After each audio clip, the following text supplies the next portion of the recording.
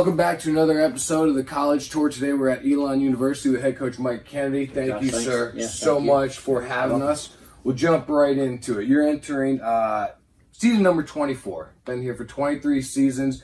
During that time, you have 19 winning records and 17 campaigns of 30 or more victories. So from a baseball perspective, what's your philosophy for building a winning program?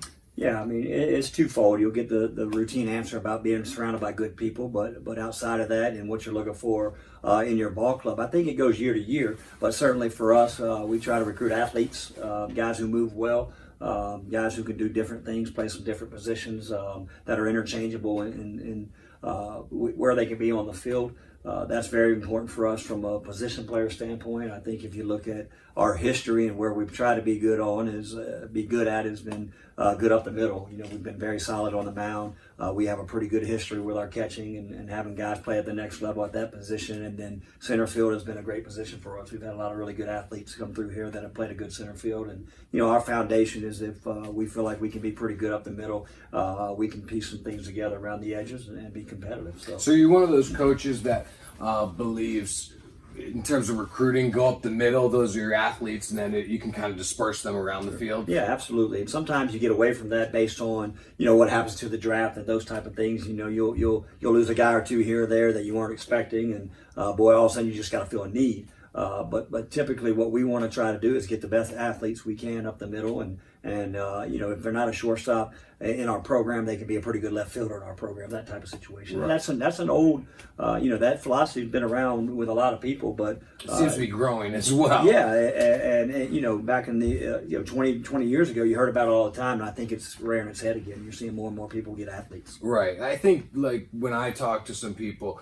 who's the best player on the field? Who's the most athletic player on the field since T-ball? Yeah, right? Sure. It's usually a shortstop who's at the same time your best pitcher at that age and your best catcher and your best center fielder. That's right. And you've seen, you know, and especially in this era of data, you know, people have gone kind of a little bit away from that, and you went, hey, if they can hit, we'll find a place for them. Well, you know, that's still true. We all want guys who can swing the bat, but boy, if you're a liability in the field, it's going to cost you when you got to win big games. And so. Coach Kennedy, you've been at the helm here for three decades now, and you continue to put out a winning product, and you've seen a lot of things change in the world of college baseball.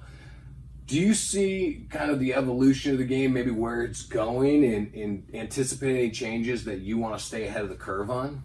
Yeah, you know, if you're staying put, you're dying, I guess is the old saying. So, you know, we've got to make sure that we're in tune with where the game is and where it's headed. Obviously, the Major League Baseball level with data and spin rates and launch angle, all that stuff has created, has made its way down to our game. It's very, very important.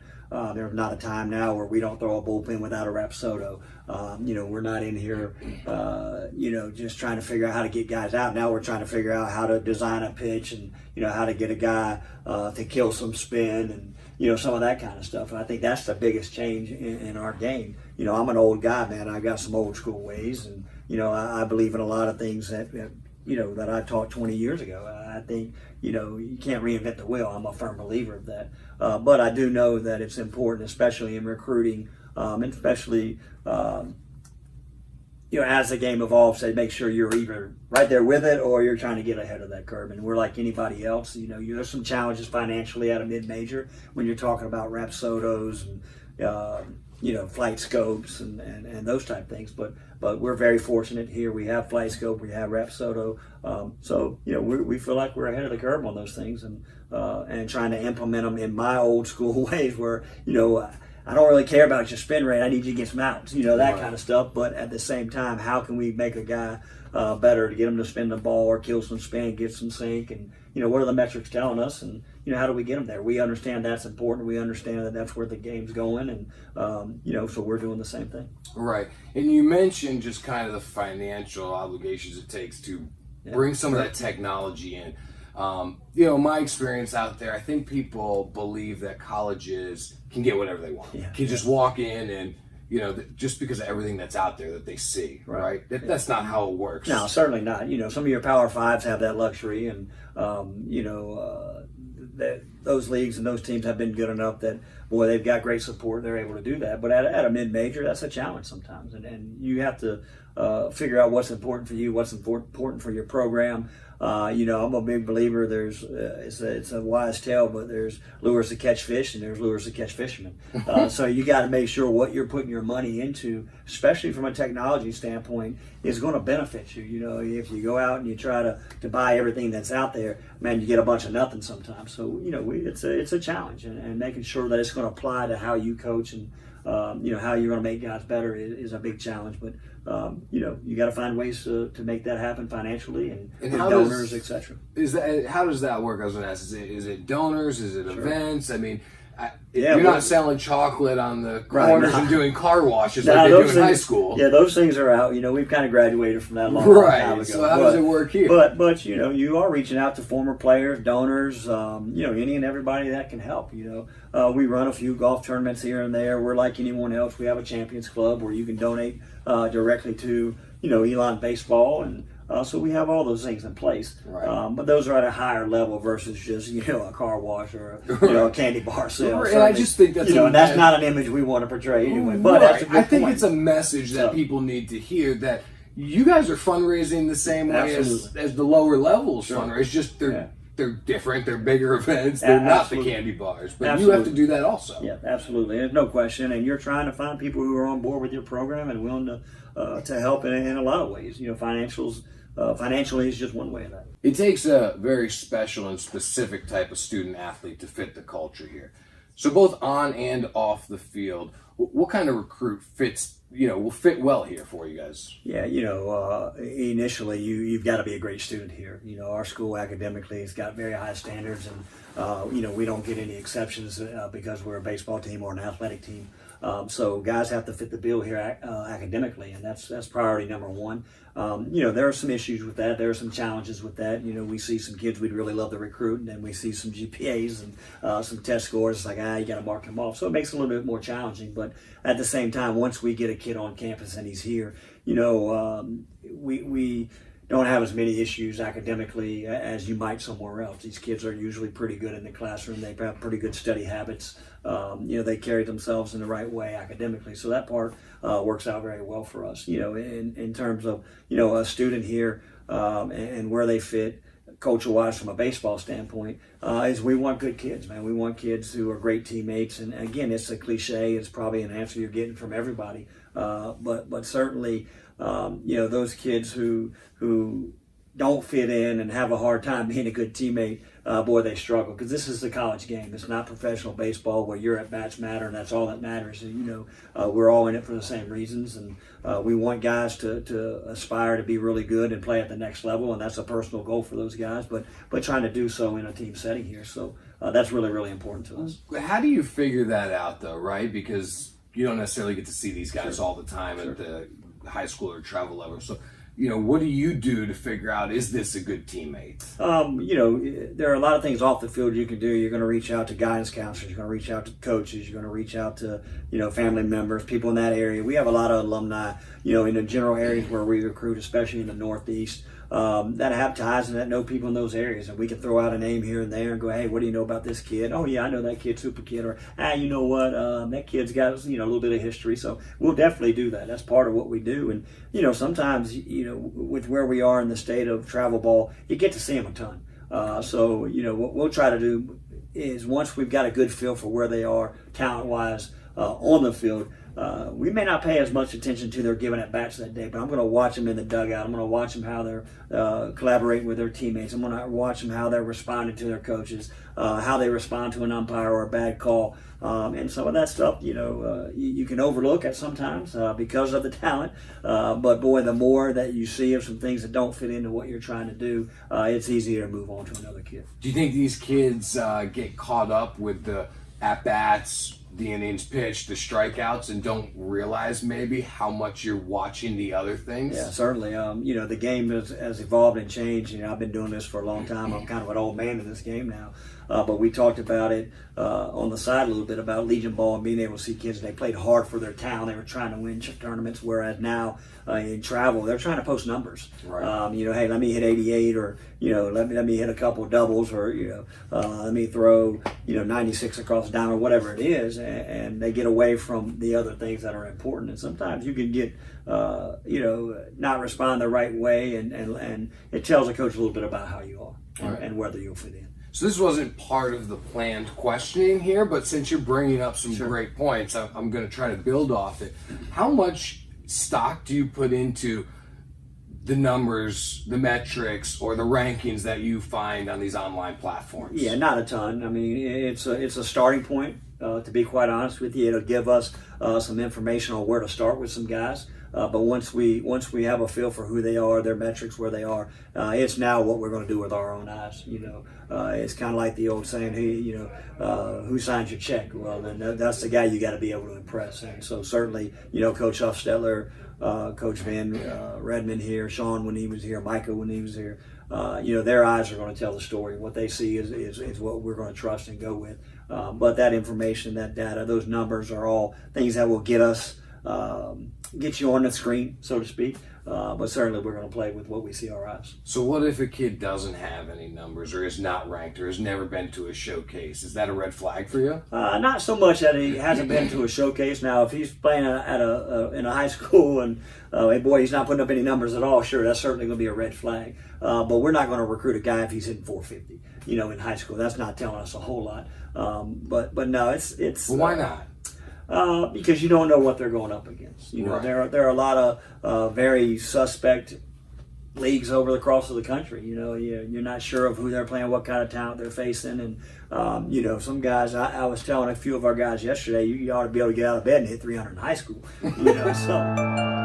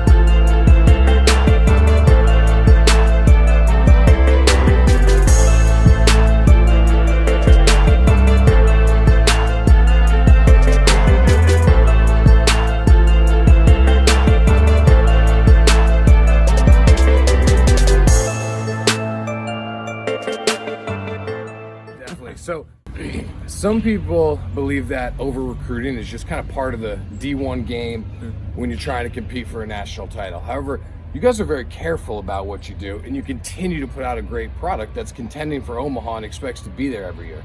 So if it's not necessary to win or play at an elite level, why is it happening? Well, I think it's all relative to where you're at, and what your program, what your athletic department, what your even maybe up to the president, what they allow. Here we're very ethical in how we do things. We're student oriented, and I know that sounds like a cliche, but man, it's very, very important to our AD and to our athletic department that we're fair to these kids, man. And if you're bringing them in and rotating them in and out, and they're in one year, out the next, it's hard to create a culture, number one, and especially a winning culture. But I just think you put a kid in a tough spot.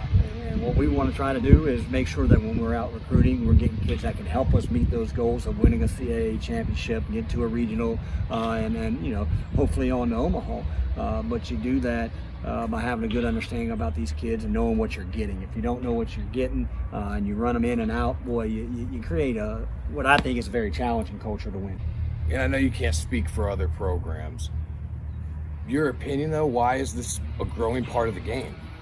It's allowed to happen. I think there's ways around that. I think the rules have got to change regarding early signing periods and commitments and things of that nature. I think it could be fixed, but the powers that be, and particularly, your Power 5 conferences, they don't want some of the rules that we feel like we corrected. So it's all relative to who you're speaking with. It's challenging. If you commit to a kid and you offer them a scholarship, make that scholarship immediately guaranteed. If let's say you're getting a kid to commit, as a sophomore or junior, whatever it is, we know that's happening. Then boy, they sign right then. And if you break that commitment, then boy, you lose that scholarship. If they break that commitment, they've got to sit out a year. I think there's some ways around trying to squash a little bit of that. Right, and you kind of answered my question about, are there ways to fix it? Because there's a lot of pressure. Obviously, coaches are trying to keep their job. They're trying to stay ahead and get the best guys. And like you said, if it's allowed, it's allowed. Yeah, sure. And there's greater pressure, obviously at your Power 5 conferences, man. If you're in the ACC and you're competing for a national championship every year, boy, if you don't win, you could be out the door in a hurry. So I get all that. I understand all that. But it really is a challenge. And again, I think it's relative to where you're at and what your philosophy is and what your department, AD, president, or even yourself will allow to happen. In navigating the recruiting process, I think, there's a lot of anxiousness when kids maybe commit somewhere until they sign that MLI, right? Like, is it really going to happen? Yeah, sure. What would be your suggestion to families to try to make sure that you're not in a situation where you feel so anxious? Yeah, I think history. History is a great educator, man. If you do your research and you have a pretty good idea of what that program's done, has it happened before, and do they honor that commitment? Then I think you're pretty safe most times in doing that. But if you know of or heard of some situations where a kid's committed, and then when it's time to go, something happens and it doesn't work, well, that's a pretty good indicator it could happen to you. So to me, I just think history is your best teacher in that situation. I hear a lot of that from coaches on the tour so far when asking what can parents or what can families do. The answer is simply research. Yeah, ask a lot of questions and ask some tough questions here and there, and sometimes coaches don't want to hear it and they don't want to give you that answer, but truth be told, this is your son, your one-time opportunity, man. You want to get it right. Right. And so let me ask you this. ELON is known for being very careful about how they go about recruiting, known for keeping their promises. Yeah, sure. Is that hard to do? No, I don't think so. I mean, are you going to miss some? Absolutely, man. We have some kids from time to time that just don't pan out, but we feel like that's our responsibility. We saw those kids play. We liked what we saw. We brought them in here. We're going to give them every opportunity to stay and graduate. I mean, that's just our responsibility of doing that. So I don't think it's that hard. But boy, you just can't do it very often. Right. I think if you miss over and over, then boy, you got a big problem. But for me, I just think it's the right way to do things. I think you can look at our roster over the course of time, and you'll see that our guys are here and they stay and they have good experiences. That's what we're all about. Right. And in being more careful about the process, I know you guys are waiting a little bit longer to make some moves, to make sure that you're making the right moves. Do you feel like you guys miss out on maybe potential studs because of that? Yeah, I don't know. Most of your guys who are high-profile guys aren't committing to mid-majors anyway. Right. Not right out of the gate. We're not getting commitments when a kid's a sophomore. That's rare. Every now and then, and we were very fortunate to get George Kirby, who was just a first rounder very early, but that's rare for us. So most of those kids, if they're that high profile of a kid, they're not committing to Elon as a sophomore. So I don't think so. But I'll also tell you, I think some of our best players are guys that we've signed late. Where you're scrambling, you're trying to get recruiting done. You might take a guy when you're not quite ready, and then that's when it doesn't work out. So I think it works both ways, but certainly for us, not many that early. So I don't think we miss out on a ton. Those kids that are going and committing at that time are probably your Power 5 guys for the most part, and then we're able to circle back and really get some guys on the back end that have been really good players for us. Well, Coach, I think you provided some amazing insight today that we haven't heard, and I think everybody appreciates out there hearing it from you, right? That you don't often get a voice to the kind of audience that I'm trying to give a voice to. I mean, do you think that's true? Do you think there's a disconnect between the high school maybe families and the college coaches and just that communication? Yeah, I mean, I think there can very well be that disconnect.